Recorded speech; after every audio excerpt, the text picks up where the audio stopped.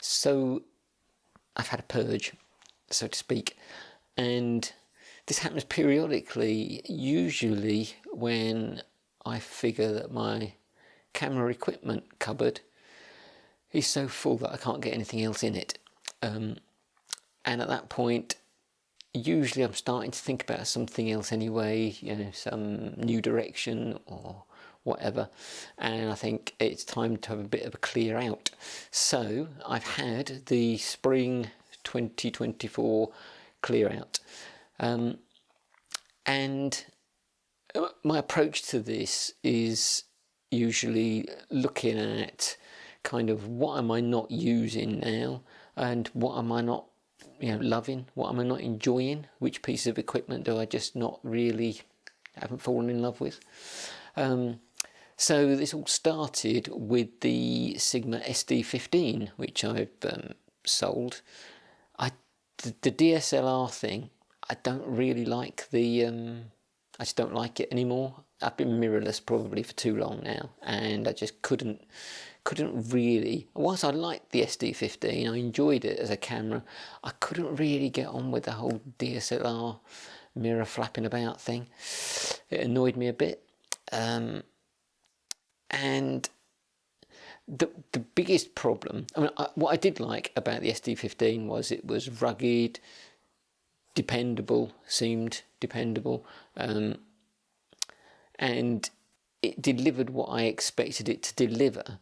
But the real problem for the SD15 was that I've also got two DP Merrills, a DP1 and a DP3 Merrill, and if you're looking across those images all the time, from the SD15 to the Merrills, you know, it's a different generation of sensor, different resolution, different sensor, and the Merrill images are just, in my mind, they're far superior to anything the SD15 could produce. So the SD15 was always on a bit of a back foot. Obviously, the big advantage with the SD15 was that with interchangeable lenses, you know, you're carrying one camera body, albeit quite a big one, and you've got that massive, you know, potentially massive focal range available to you. Whereas with the DP Merrills, you know, it's fixed lenses. So whilst I can carry two cameras, it's not ideal. Anyway, I decided obviously that I was going to go down the Sigma SD Quattro route to make some progress from the SD15, so that's what I've done. So the SD15 was the first thing to go. Next thing to go was the Fuji XE1, which I didn't think I was going to sell, but I just don't use it. I mean, I'd also have an XE2, which I actually prefer. It has a little bit more in the way of customizable function buttons. Not much else. It's a little bit quicker, maybe. Autofocus is a little bit quicker on it, things like that. So it's a little bit of an improvement over the XE1, but it's not vast. It's not a night and day difference. But if I'm picking up one of the interchangeable lens XE cameras, then it's almost always the XE2 that I go for. So the XE1 I decided to sell, and I'd already bought the X100S. So that's probably the main reason that I wasn't using the XE1 at all. So that had to go. Not that I didn't enjoy that camera, because I think that's an excellent camera. Loved every minute of using it when I did use it, but just not using it enough to warrant keeping it. So that's gone. Then on our recent-ish trip to Western Supermare, I took the Lumix GX7 and the Lumix G6, and decided at that point that I was going to keep one of them, but not the other.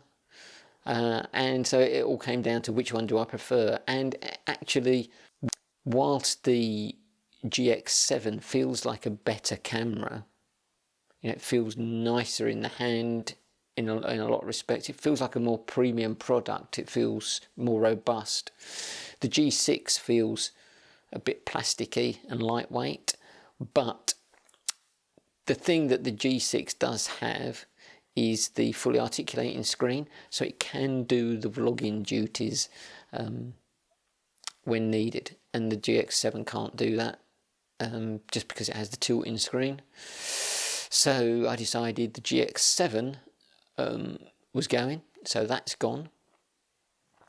I then looked at the Lumix G80, and I thought, what am I really keeping the G80 for? Now, I do love the G80. The Lumix G80, I think, is a fantastic camera, and it does so much so well.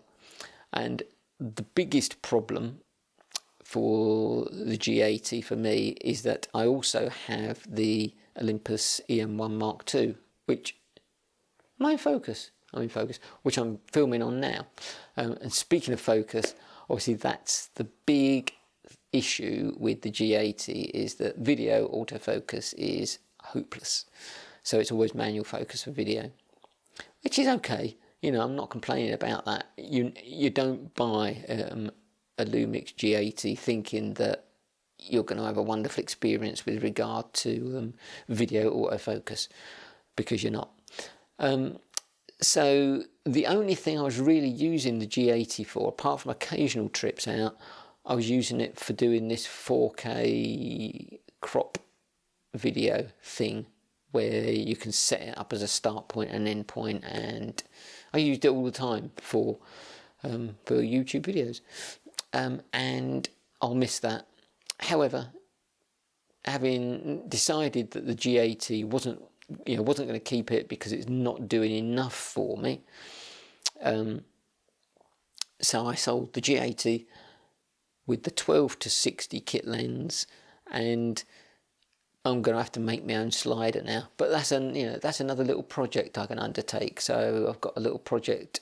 I need to think up how I'm going to do that, and that'll replace that function really of the G80. And you know, I might miss it a bit, but having the E-M1 Mark II, that's more than enough in terms of a capable, for me, more than enough in terms of a capable video camera and hybrid camera. So there we are. That's the spring purge, I think, is now over.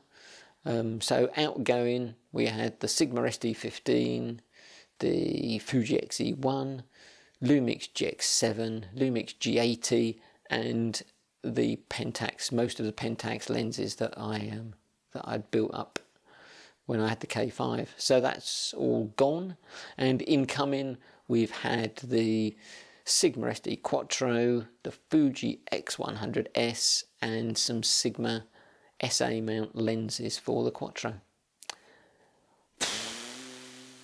Purge over for now.